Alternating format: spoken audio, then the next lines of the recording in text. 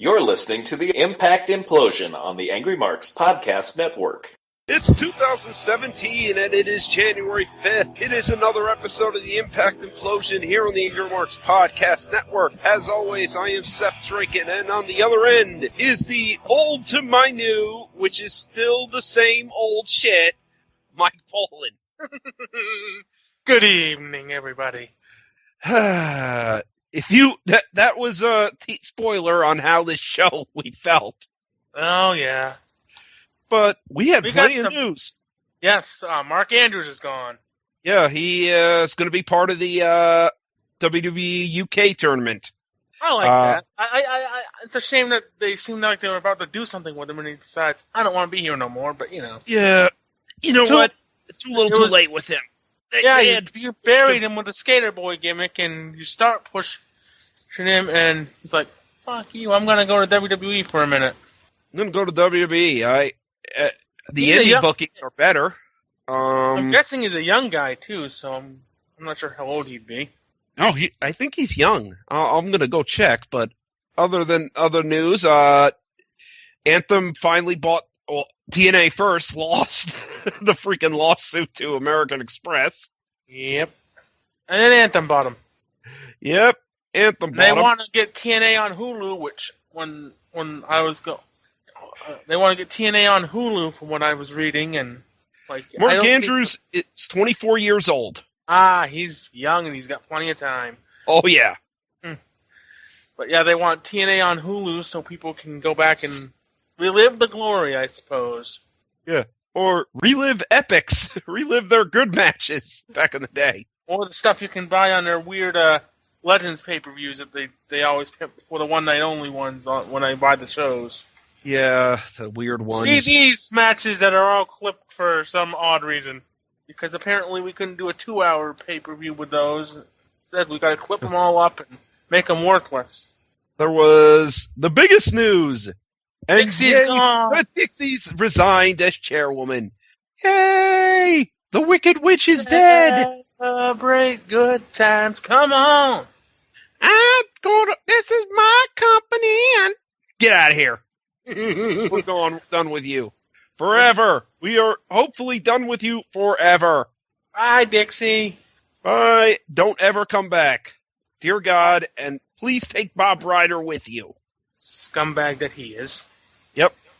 Also, Jeff Jarrett and Dutch Mantel are scheduled to return soon.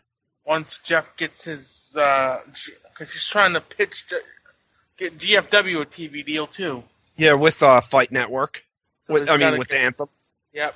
And then also the Hardys may or may not resign as their contracts are up at the end of February. Well, Matt's is up at the end of February.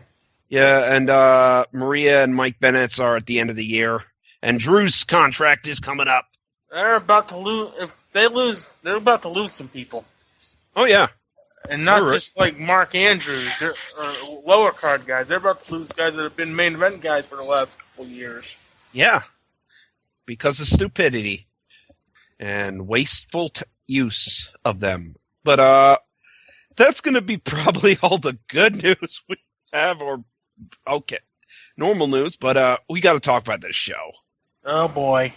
Yep, we got to talk about this show, and we begin with a replay of the last two shows. Well, the last two shows with Eddie Edwards in them. Yay. And then we have... three shows. Oh, yeah, the last three... What was the other show with Eddie? I think they didn't... Oh, yeah. They showed clips of one of the Lashley matches. They showed... They basically gave a synopsis of everything that happened with Eddie Edwards, Lashley, and EC3 over the last couple months. Well, except EC3's feud with Eli Drake, they missed out on that. Well, everything that involves the title. Yeah. So, then we were welcomed into TNA, and there were shit ton of Anthem references. Pope said Anthem's going to make TNA great again. Thanks, Trump. Thanks, Pope. And unfortunately, later on... Are we going to start having to have a shut up Pope moment, too? Oh, we're going to have to, because he did something stupid later on, but this ain't the shut up Pope moment. And here comes Eddie Edwards, who sadly is still not fighting Franklin from total nonstop deletion. Darn it, And he's out on the gold mine there. Unfortunately, he has gotten a tiny bit better, but his better is yelling everything. A shot of caffeine, ladies and gentlemen. Yelling! And he's going to make 2017 the year of Impact Wrestling. Not happening. Many people better than you have tried, Eddie. Yeah, trust me, yeah. And he says he has a surprise, but here comes Franklin. He says, I don't want to hear any of your crap. And trust me, I want my title shot. The surprise is going to be disappointing anyway. Yeah, the only surprise here is that you're still world champion, or that you've been world champion. Yeah. And Franklin says it's going to be his year as he's handing out ass whoopings 365 days. 365 times for everyone. Every day of the year. And EC3. Yeah, because Franklin wants his rematch, and EC3 comes out, and his first words to the crowd is, "Sup, dudes?" God. He says, Franklin, you look so hot that you might have aneurysm out there. And Eddie Woodward's, what you just cut was white bread. No kidding. Yeah. You don't say. So the fans started chanting TNA, and EC3 had to go like, that's a very strange EC3 chant. So then they chanted EC3. So yes, EC3 had to direct this crowd, which was hot, by the way. Yep. And the first live crowd. They'll be dead by the end of the next week or so. Yeah, they'll be dead, yeah. And he calls Franklin Robert Lashley. No. It's not his name. His name's Franklin Roberto Lashley. Call him Franklin. Call him Turtle Man. Call him whatever.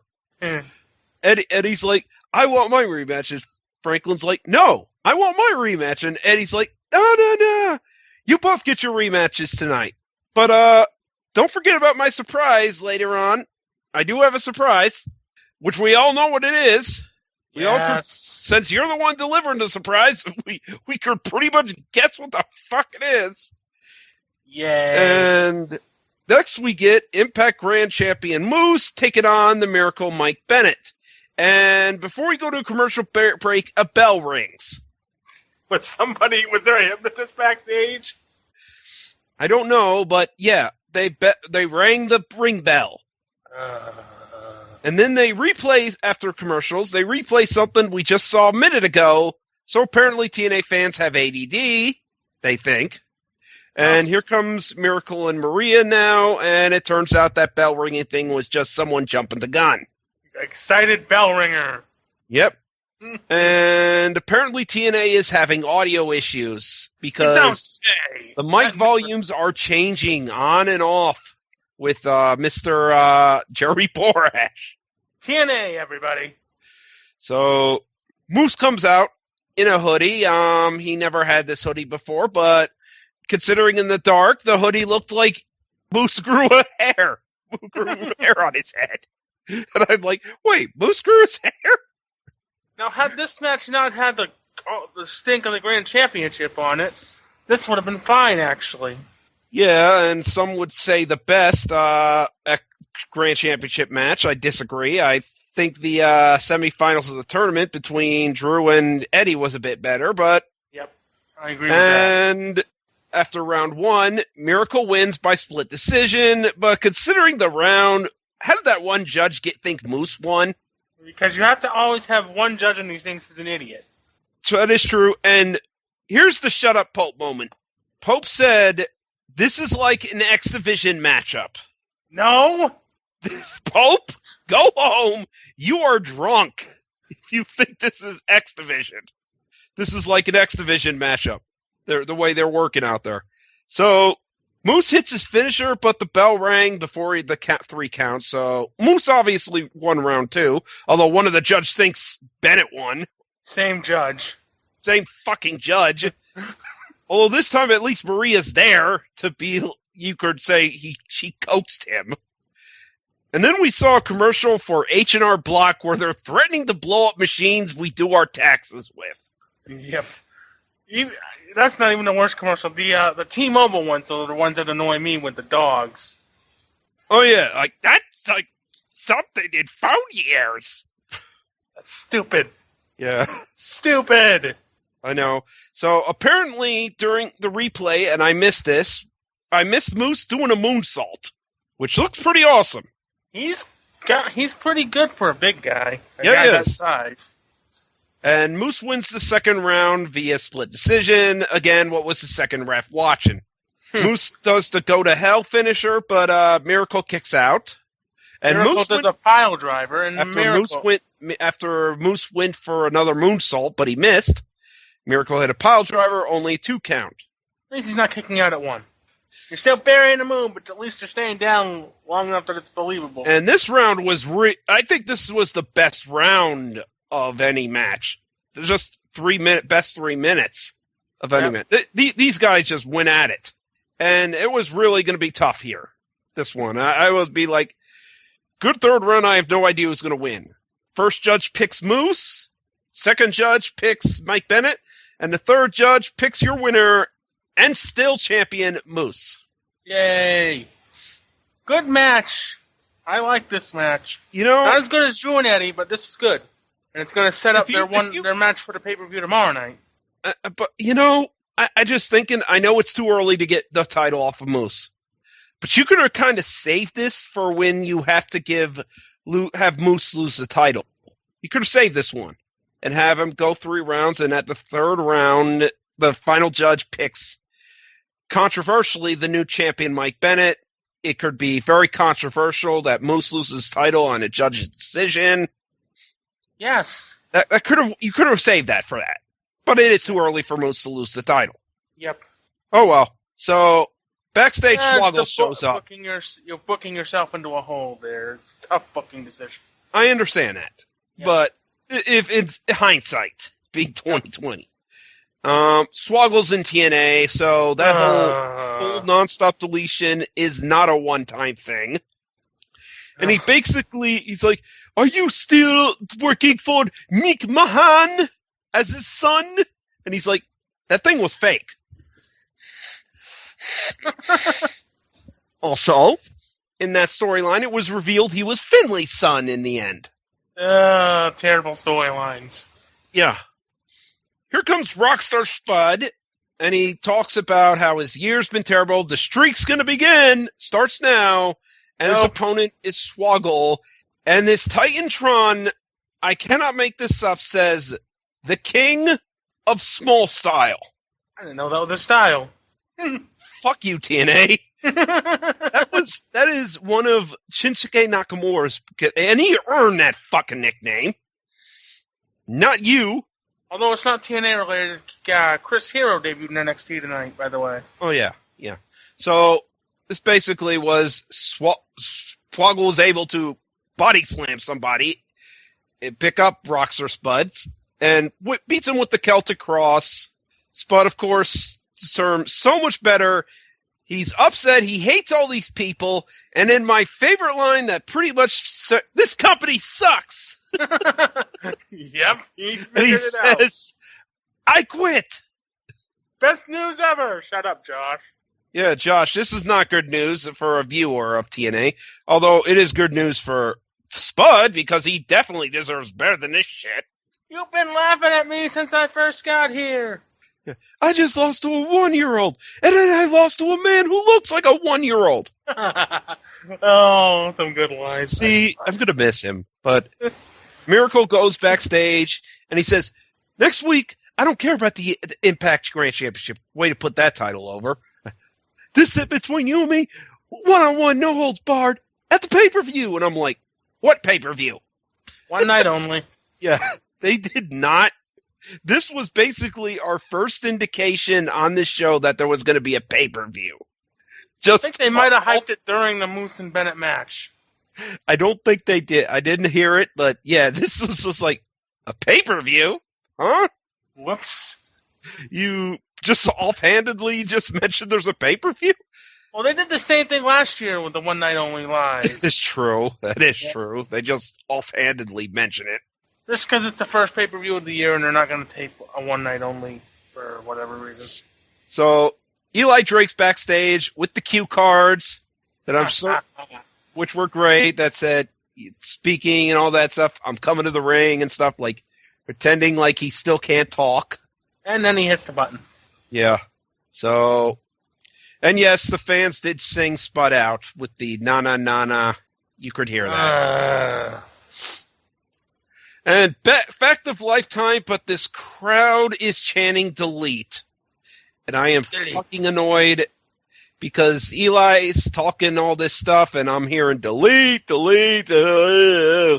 lemmings. He tells EC3 that this isn't over until it's only over until when you're on the couch. It's not over till I say it's over. It's not over until your rear end is on the couch watching me. It's not over till you put me over, which won't happen. Yeah. Mm-hmm. I think eventually it'll happen. It can't. I mean, this is too good for it not to happen, but it's TNA. So he'll never stop coming for him, and then he introduces his guest, who he calls Strange, the Broken Hardys. That doesn't even begin to describe them. And Remy plays the piano. They are both in full garb, even though I think on that New Year's Eve show that I might have checked a replay of, Jeff Hardy got his name back. Yeah, I think so. I think that did happen. Yeah, Jeff was allowed to be no longer Brother Nero, but he's back to being Brother Nero. Why not? We forgot. Nobody watched that. And then the best part, the Titantron is Matt Hardy's face entrance. So yes, they basically brought out Matt's face from the total nonstop deletion, which was awesome. Like, Matt's popping Hardy's out of his mouth, like Mr. Bucket. Mr. Bucket. Yeah, popping balls in my mouth, Mr. Bucket. That's an old game. I remember that game. Yes. So Jeff sings the obsolete song completely out of tune, although it's not too much of a problem. And Drake basically said, total nonstop deletion. Well, it was something different. And there were King Maxwell chants, and said the show was almost a hit, but it was missing one thing. Eli Drake. Hey, shut up, fans. Just because you know my name doesn't mean... Yeah. Just because you know my name doesn't mean you can cheer for me. Why didn't you invite me to the show? And Matt's like, I did. Jeff's like, we did invite you. Actually, Matt said this. Matt says, we did invite you, you ignorant ape. We invited everyone. And Drake's like, look, I ain't a jumping jabrone like J-Brone like everyone else. I need a personal invite. And Jeff delivers some good lines here. Do you need to be loved? Do you need love? You need to be held. Do you need to be held? Because the violence is eternal. And he calls Eli a dummy at the end of that. So Eli says, they didn't invite me because we would have made it total nonstop. Dummy, yeah. Dummy, yeah. So Matt gets That would have actually been fun, just to have Eli looming there, pushing the button all that time. Yeah. Eli basically, Matt Hardy gets pissed off. Actually, Eli Drake also says he is the only deity the Hardys should be worried about. And Matt says, how dare Eli commit such blasphemy for doubting my magic and magic? And he's like, this segment is awesome. So basically, he's like, your magic, whatever. Gonna challenge you for the tag titles at neck tomorrow against me and a partner of my choosing. And the Hardys accept. Eli tries a cheap shot, but gets beaten back by the Hardys, so he's still standing. He's not beaten up till he's on the ground. And the Hardys leave him there pressing the button a bunch of times. And that's the end of that. That's dummy. That was one of the best moments. Delete, obsolete, dummy. Yeah, dummy, delete.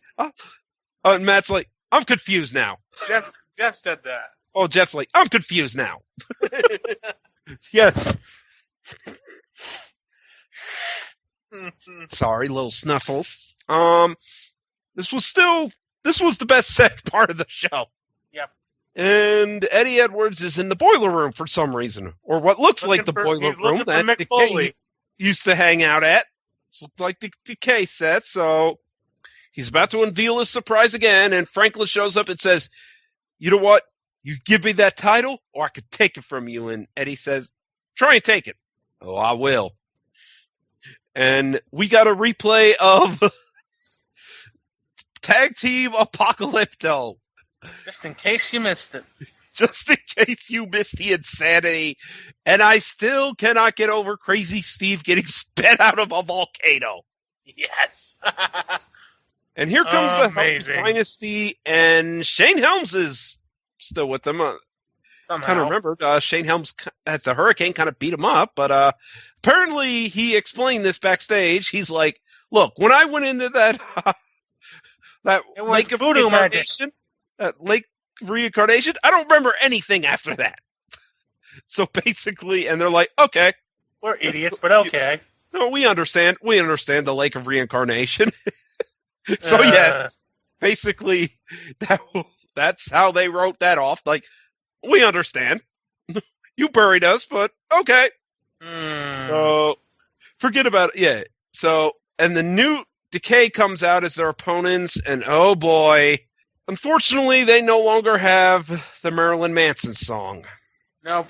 But their new song sucks. It's generic. It doesn't fit. It absolutely is. Here's the thing about Nobodies from Marilyn Manson. That song fit with the way they were walking. This song doesn't. With the way their movements and stuff, it really goes well with that song, with the Marilyn Manson song. They move to the song really well. It looks completely different. And by the way, Rosemary does not have the Knockouts title with her for some reason. She forgot it. She probably forgot it. So, by the way, at this point, no Knockouts division segment, no X division segment. We'll get to the Knockouts segment. Yeah, we have no X division segment for tonight. I guess this was it. A tag team match. Or they get squashed. Yeah, because Team X Gold, with two teams that might have been in Team X Gold, I think they forgot about that shit. So, or it was a Billy Corgan idea. Yeah, and they just want to. And this match was fine. Just generic. But there's one moment. Hurricane Mr. Helms comes into the ring and tries to chokeslam Abyss. And the referee is right there, and I'm like, he's touching him. He's trying to attack him. DQ? I'm just going to stand Disqualification? No. Something? I understand the whole thing of you come into the ring, but if you don't if you don't hit the guy, no DQ. But he hit him. He touched him. He tried to attack him. He failed, but he tried. He grabbed him by the neck, tried to choke slam him, tried to hurrah slam him, and Abyss no-sold it. Abyss choke slammed him instead. Has that choke slam spot ever worked on anybody when Helms did it? When he was a face later on, yeah, it did. Surprisingly. He might have beat the Jerry with it. With this, during his time when he was tag team champions with Kane, it worked. Because it was a double choke slam, probably. No, sometimes it was just his choke slam, but yeah, they did the double choke slam too. Rosemary jumps into the apron and misses Helms. Whoops. And Abyss choke slams Everett from the top rope, and 1, 2, 3. We hear their awful music, but the 3-2-1 clock's ticking plays. The lights go out for a while. We hear DCC's music playing. Lights come on, a little blue, and DCC hits both Steve and Abyss with beer bottles. And taunts Rosemary. So is the Decay face now? Possibly, or maybe possibly because DCC attacked them from behind, and they were treated as faces in the tag match, kind of. Yep. So I really was concerned about this, that they just face turned them, did the same thing they did with the Hardys, where, okay, they're popular, no reason to face turn, they're just faces now. Whoops. No fucking reason. So Maria's backstage, and Allie is still her apprentice, even though I thought this shit was over with. Nope. I thought she left. I thought she was done with them. So she's like, "Oh, you're a little proud of your little Vanessa? Oh, you put put your little boots on and knee pads and meet you in the ring, because I have something special for you. And also, it's unsettling. Rosemary's got hot red streaks in her hair, and she's really attractive with those red streaks. Yep. So, yeah. Maria has Sienna and Laurel Van Ness with her and calls out Allie. Says, "Get your stupid ass out here." And she called her a gnat, too. Why is this angle still going? I don't know. And she says, "You know what? You've been ruining my life, but there's two things. I am smarter than you, and I own you." And I'm like, what? No. Huh? No. You hired her as your apprentice. There could be a point where you fire her and TNA brings her in. I thought this was over with. God. So she's still got to do what Maria says. And she says, "Sienna's right here. Why don't you fight her? Unless you're too scared." And Ellie's like, "Bring it on." Ugh. So this match happens. At some point, Braxton Sutter comes out. And I immediately knew what was happening as Laurel Van Ness got close to him.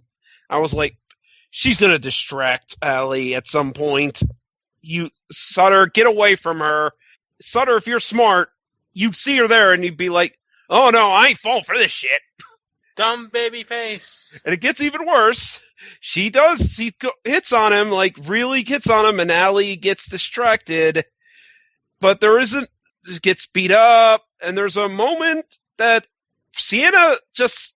Oh, by the way, all this they act like this match is impromptu, but somehow they knew to get Madison Rayne out here to commentate. Okay. And, oh yeah, Sienna spit in Allie's face.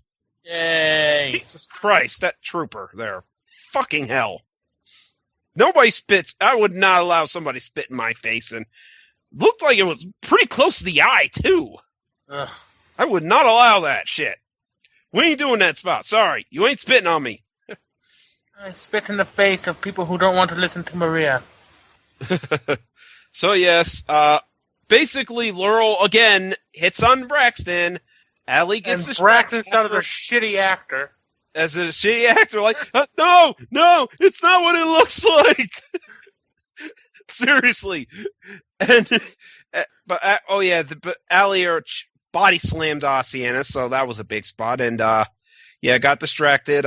Sienna hit Allie with the silencer. And then Braxton wants to check on Allie, but the three women are like, no, you come with us. They're like not really forcing him or anything, and he goes with them. Huh? Why? they just casually just. Isn't Maria married to Mike Bennett? Why I know. Is she in this? No, it's really more Sienna and Maria's more a boss, but yeah, I mean, seriously, they're not abducting him. I mean, seriously, you'd think like they would kick him in the balls and then beat him up and then drag him off. No. They're lightly shoving him back and they're bringing him with them for some, and he's just like, no, I don't want to go with you. Don't. No. A very bad actor. So they basically do set up some of the matches. Moose vs. Miracle in a no-holds-barred match. Rosemary takes on Sienna. So Sienna is number one contender thanks to total nonstop deletion. Four-way X Division match that had Rockstar Spud in there, despite the fact that he quit. He quit like an hour and a half ago. So, Good yeah. work, Sienna. And basically it was time for our main event. Yep. Oh boy, this match was mostly good, and then the ending happened again. And, oh, by the way, Eddie Edwards is now Mr. AIP, as in anything is possible, except for charisma. And being booked like a believable champion. So, EC3 and Eddie do the smart thing. They work over Franklin for most of the match. And they go to break with like 5 minutes left in the show, and they come back and, by the way, this show was extended. By the way, yeah. Oh no! I knew it was 10 minutes, going to be extended 10 minutes. I knew, and it went over to 10 minutes. Yeah. So Franklin is dumped to the outside. EC3 and Eddie fight 1-on-1 and commercial break, and then go back in the ring. They're fighting. Franklin comes back in, and Franklin starts removing the pads. And then one of my favorite stupid moments of the night, the ref says, "You know you can't do that." No! Franklin didn't know he couldn't remove the pads from the turnbuckles. Hit the ref. Shut up, ref. Shut up! Of course he knows. No, you can't do that. Yes, he knows he can't do that. He's doing it anyway. That's why he's doing it. That's why he's doing it. And you're going to stop him? I'd like to see Earl Hebner try. There wasn't Earl Hebner. I think it was Brian Hebner. Well, it's one of them damn Hebners. Yeah. And in the stupidest moment, EC3 has Eddie Edwards in the sleeper. Franklin spears both of them into the exposed turnbuckle, with EC3 getting the most damage. And then he kicks them both out of the ring. And then he throws Eddie Edwards out of the ring.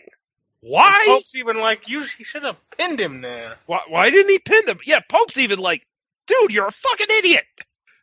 You're being a fucking idiot out there. So Edwards gets speared once again, and also EC3 gets taken out, and that's the last that you'll see of him. But Franklin goes to grab the belt and shoves the referee down. No disqualification. Of course. Davey grabs the belt. And there's a surprise, by the way. By the way, Davey Richards is back. That's the surprise, everyone. But big fucking whoop. Davey Richards is back. You knew what the surprise was. Eddie Edwards says he has a surprise. Yeah, people were chanting it at the beginning. Yeah, they knew what it was. So this distraction by Davey, it might have been inadvertent, but causes Franklin to turn around, and Eddie hits the Boston Knee Party. Once again, a move he's kicked out of before, twice in one match. But one time, he's done. And the show ends with both the Wolves celebrating. And did Davey actually wrestle, or is he still hurt? I think he's ready to wrestle, but he did not wrestle in this show. I'm thinking they're building up a program between the Wolves eventually. I'm hope maybe that would be a good idea, but they need to get the belt off Eddie really bad. They are so failing with him. Eddie is a weak champion. He's a weak champion. He's made to look weak. Yeah, that's the thing is Davey had to distract Lashley in order for him to win here. And considering this is your new year with stuff, you should not be having a weak champion. Yes. This show got a D. Yeah, a D for disappointing. This was a disappointing As show. I do the Dean Douglas gimmick. Yeah, it was just... I tried. I really did, and, you think with everything, you put your best foot forward. I'm going to bring up another moment where the show completely changed direction with everything, and you knew it was a different show, but it was for the worse in that case, but it's still, you knew it was different. The time Hogan took over. That first January 4th episode, and you saw like Val Venus and the Nasty Boys. It was completely different. It was completely different. Anderson, I think, he debuted at the paper. Yeah. Or it just didn't feel. Yeah, it wasn't the same show. You knew new people were in charge. And yes, the only thing you knew new people in charge were the Anthem mentions and the freaking ring looking like an Anthem postcard. Mm-hmm. It looked like an Anthem billboard or something I really wanted this especially after the show we left at, which was the total nonstop deletion awesomeness. I really wanted something better, and nope. No, we did not get it at all. In fact, probably the best match was Moose versus Mike Bennett, and I can't believe I'm saying that because I think Mike Bennett is kind of really not good. I think he's not good as a single guy, but and that was the first match, by the way, so it's not like the show went downhill somehow. God. Since then, and I'm not looking forward to all these tapings they're doing in the next week. Oh, yeah. With Jeff Jarrett coming back, Bruce Pritchard's not Bruce Pritchard. Dutch Mantel's back. Oh, backstage. Bruce Pritchard would be even worse. Yeah, I know. Dutch Mantel's backstage. Yeah, everyone's backstage. Like, they're bringing in old people. At least they're not bringing in Russo, but they're bringing in the old. They're a step away from it, I have a feeling. I really don't think they're going to bring Russo back. I think he's burned his bridges. I think Pop is not going to want him back. Maybe they'll get and they don't. And they're not going to do a same thing where they basically try to hide him like they did with freaking Spike. Spike. They're like, we already lost that shit. Let's not do that again. Yeah. Yeah. So, just a mistake show. You're trying to put your best foot forward, and you do nothing. I think the Pop TV one was better than this, even though that was kind of disappointing too. Probably because the Matt Hardy really kind of sucked in that main event. I thought the Destination America debut show a couple years ago was pretty good. Well, that ending kind of was at least something. At least something happened in the ending. At least there was a reason for the 10-minute extension. Right. There really wasn't a reason for the 10-minute extension here. It's just TNA got lackadaisical and wanted to add something more. It's like Raw and 3-hour pay-per-views or 3-hour Raws. You should add more shit that should be worth the 3 hours, but you don't. Yay, we got Braun Strowman and Sami Zayn this week. There's a reason I don't watch Raw anymore, or don't watch any WWE show anymore. I think the 3-hour Raws, and at that time SmackDown was still the B show, the freaking show that you didn't need to watch. Just could not watch it. Yep. But yeah, that TNA basically did not put their best foot forward tonight. So, do you have anything to sell before we... I do. January 27th, Limitless Wrestling presents Unreal, featuring Cody Rhodes taking on JT Dunn in your main event. Also, Ace Romero and... You mean Cody? No, apparently they're calling him... You can call him Cody Rhodes on smaller indies. I don't get it. But anyway. I guess because of the TV thing. Right. Ace Romero and Anthony Green taking on Dijak and Mikey Webb. What else? The Main State Posse taking on Cam Zagami and Tyler Nitro. And Xavier Bell taking on David Starr, plus much more. And that's it. David Starr? David Starr, yes. Oh, dear God. I think I saw a bit of a match with his on one of the One Night Only, and it was a freak with Suicide, and it was a fucking disaster. Yes, that's the X Division one where Hope tried to put over his feud with Suicide, and Matthews kept cutting him off. He's your favorite wrestler's favorite wrestler, but he's not very good. Yeah, that was a terrible match. Oh, Sorry. Also, Suicide is not very good either. Well, I didn't know who was behind the mask this time. It was, it was Gresham, Jonathan Gresham. Oh, really? Yep. Oh. Because obviously it's not TJ Perkins. At least they got a no-name behind the mask. Yep. Hurricane! You got anything to plug? Yes.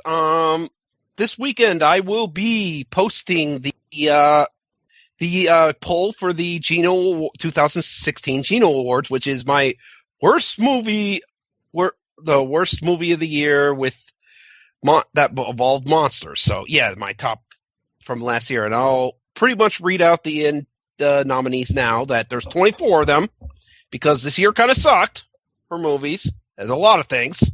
In fact, I think I might do a top 25 worst movies of the year later on that I actually saw. Yep. Can't believe that. Yeah. Which might, because it's not going to coincide with this, because top 10, the ones that have monsters in them that are in the top 10 that weren't theatrical are on this list, but others did not make the cut for the Geno Award. So here's the nominees. Let me get them. Come on. Get them out. Battle for Skyark, a boring, mundane movie that we never even get to go to Skyark. Yes, we don't get to go to the place that the movie is named after. Yeah. Cabin Fever remake. I hate the original Cabin Fever a lot, but somehow they were able to make the remake worse. Oh, God. Cell. You don't even need to read the book because they wiped their ass with it to make a generic zombie film trying to pretend to be something more. Huzzah. By the way, cell means like cell phones and stuff. I know. Demon Tongue. Some of the most unbelievable acting is shown in this film that only shows the demon tongue once. Ugh. Flight 7500. You get to see why a movie that was teased to be released in theaters in 2012 finally gets buried straight to DVD or video on demand in 2016. Ghostbusters. Is this the lady one? Yes. An all-female Ghostbusters cast with two women that I do not like to see act, directed by a man who directed a film that I do not like, despite a lot of people liking it. Who are the two women? Kristen Wiig and Melissa McCarthy. Really? I like Melissa. I've never heard of Christian. Kristen Wiig? Nope, never heard of her. Yeah. So, and surprise, it is the script that sucks. You don't say. Not the acting, but it's a script. So, oh boy. Yeah. I knew. I was thinking I was going to get annoyed by the Ghostbusters themselves. Not really, but it was the acting. Not the acting. It was the script. The script was horrible. Story was horrible overall. Gods of Egypt. Oh boy. One man's passion project becomes a nightmare in this complete mess and box office bomb. Oh boy. Home. This poster says, meet your little sister. Oh meet God. The twist of this boring movie. You'll understand if you see it. Now, I think I gotta explain this one. The poster, the cover for the DVD basically shows a little girl completely looks dead, and with a knife, and you'll realize the twist if you see the movie.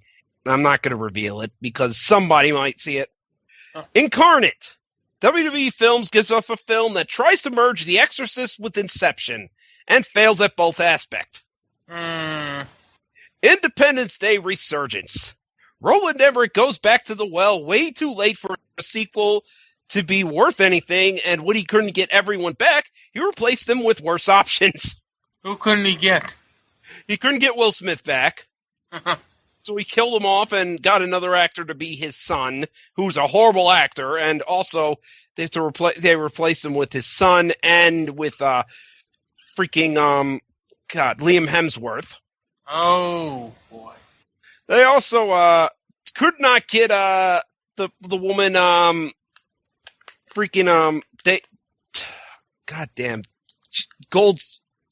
Goldsmith, I forget it. Jeff Goldwyn, whatever. God damn it. I know I'm gonna hate myself when I see his name again. But yeah, the woman he ends up with. Apparently she died in a car crash, but I never heard them talk about it. Off-screen car crash. So, yeah, same thing happened to Will Smith. Died in an off-screen test flight crash. Max Steel. Just like Gem and the Holograms last year, some person decided to make a movie out of a nostalgic property and basically spit in the face of those fans at the same time. Oh, boy. Norm of the North. Who decided to put this animated movie starring Rob Schneider and has horrible animation into theaters? 9 Lives. How did they get such a cast to something that basically is a big budget version of a talking cat? Oh, golly. Pride and Prejudice and Zombies. A PG-13 zombie film that sadly only bores you with the zombie stuff. Not the Pride and Prejudice stuff, because that actually stuff was decent. Okay. Ratchet and Clank. Fans of the game will be insulted that even the people who made the game would make such a terrible movie based on their own source material. Yeah. The Fifth Wave. We continue the attempts to make not young adult romances out of alien invasions, and just like The Host, it fails big time. Oh. The Curse of Sleeping Beauty. I fell asleep twice trying to watch this film, and in the end, the main point was to try to make Sleeping Beauty a villain. Why not?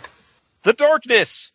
An autistic child unknowingly causes evil demons to haunt this family, and yet everyone else somehow finds a way to be almost be worse than him. Oh, boy. The Disappointments Room.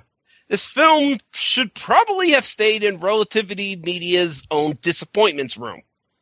In case you don't know what a disappointment room, it was back in the old days. The kids who would be, mentally disabled or the freaks in a way would be locked in a different room so the family would not have to trot them out for people to see. It was a very Make sure you feed them. Yeah. Back in the day, yeah. It's a ghost movie, too. So. Or they would put them in like a basement or something, like that episode of The Simpsons with Treehouse of Horrors with Bart and the other Bart. Yeah. The Forest, a horror movie about the evils of a suicide forest, where is made boring with no scares and every predictable thing happening. The Other Side of the Door, a crappy movie with terrible jump scares, is on the other side of this door. The Wildlife. Look at Robinson Crusoe in this poster, which he's on the ground and looking annoyed. And that is how the real fictional guy would feel if he saw this film that wants to focus on some dumbass animals for comedy, that talking animals, by the way, instead of Mr. Crusoe himself. And finally, Yoga Hosers, the second part of Kevin Smith's craptacular Canadian trilogy. And the only thing I can hope is that Moose Jaws could be good, so at least one of these films could be good, because this isn't it. Oh, boy. And, yeah, that's it. This is going to be hard year. I bet Ghostbusters, the female Ghostbusters will get a lot of votes. Yeah, well, it probably will. Yeah, a lot of these, some of these won't get any. I'm not sure about 7,500, because people might not remember that film they had trailers for that film. In fact, the only reason I remember it, because I was like, I remember those trailers, and yet that film never came out. It was like weird. It's like the one they kept pushing back, and I was like, huh. Oh, it's finally out on straight video? Huh. So yeah, that was interesting.